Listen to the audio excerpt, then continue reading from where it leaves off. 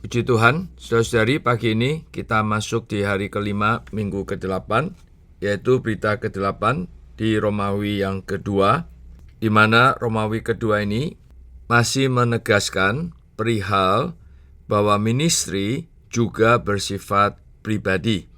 Tetapi ministry yang bersifat pribadi ini adalah untuk ministry yang korporat, yaitu ministry unik Perjanjian Baru.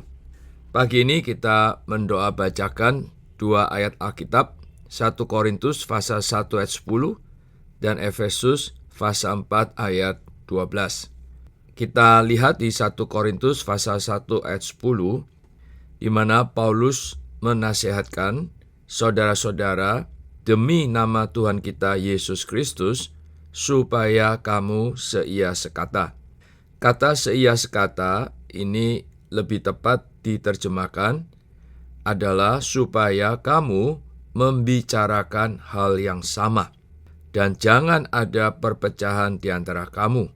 Tetapi sebaliknya supaya kamu erat bersatu dan sehati sepikir. Jadi di sini Paulus menegaskan supaya kita membicarakan hal yang sama. Tentu membicarakan hal yang sama bisa saja dari sudut pandang yang berbeda-beda. Maka di pembacaan hari ini diberi contoh seperti keempat kitab Injil Perjanjian Baru. Ada Matius, Markus, Lukas, dan Yohanes. Mereka sama-sama membicarakan mengenai Kristus, namun dari sudut pandang yang berbeda. Injil Matius dari sudut pandang kerajaan, memperlihatkan bahwa Kristus adalah Raja Penyelamat. Dari Injil Markus, memperlihatkan Kristus sebagai hamba penyelamat. Ini adalah dari sudut pandang pelayanan. Kemudian Injil Lukas dari sudut pandang penebusan melalui keinsanian yang tepat, memperlihatkan bahwa Tuhan Yesus adalah manusia penyelamat. Lalu terakhir Injil Yohanes adalah dari sudut pandang keilahian Kristus, memperlihatkan bahwa Kristus adalah Allah penyelamat. Jadi dari berbagai sudut pandang, mereka sama-sama membicarakan mengenai Kristus. Ini adalah 4 biografi dari satu orang, yaitu Tuhan Yesus. Contoh ini sangat baik untuk memperlihatkan kepada kita, bisa saja kita masing-masing memiliki sudut pandang yang berbeda-beda. Tetapi walaupun berbeda-beda, kita membicarakan hal yang sama, yaitu kita meministrikan hal yang sama, yang adalah Kristus itu sendiri.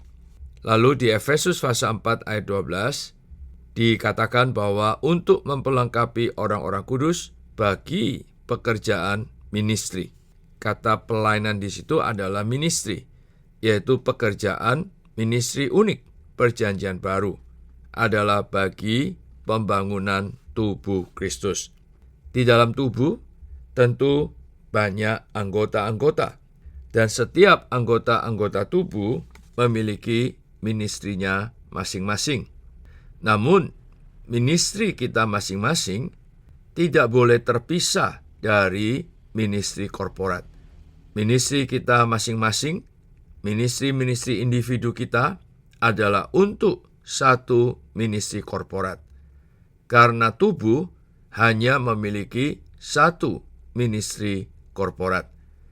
Semua ministri dari anggota-anggota tubuh ketika ditambahkan itulah sama dengan ministri korporat, yaitu yang dimiliki oleh tubuh Kristus. Syukur bagi Tuhan, kita boleh mendapatkan, memiliki penglihatan yang demikian. Karena itu, setiap kita perlu tersusun oleh kebenaran, oleh hayat, melalui kita datang kepada Kristus, menerima penyalurannya dari hari ke hari, dari saat ke saat. Namun, kita juga melalui penyaluran Allah Tritunggal, kita diubah dan menjadi kepenuhannya, hingga kita juga perlu mengalirkannya, menunaikan ministri kita. Saudara-saudari, kita perlu sadar, setiap kita ada tugas, ada kewajiban, karena kita adalah bagian dari tubuh Kristus. Tugas dan kewajiban kita adalah fungsi kita, dan itulah ministri kita. Semoga setiap kaum saleh adalah orang-orang yang menunaikan fungsinya, yang menunaikan ministrinya. Walaupun kita memiliki kapasitas yang berbeda-beda, walaupun kita memiliki sudut pandang yang berbeda-beda, tetapi kita harus sadar bahwa berbeda-beda ini adalah untuk satu tujuan yang sama, untuk ministri yang sama. Setiap orang perlu memiliki bagian dari orang yang lain. Kita tidak bisa tanpa bagian dari orang lain, tanpa ministri dari orang lain.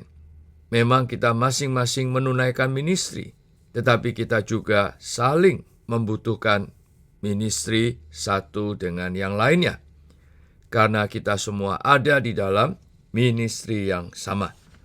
Itulah sebabnya kita tidak mengikuti seorang manusia atau meniru siapapun. Kita semua dibawa ke dalam satu ministri korporat, yaitu bagi pembangunan tubuh Kristus. Demikian saudara-saudari, sharing saya untuk porsi pagi ini. Tuhan merahmati kita semua. Amin.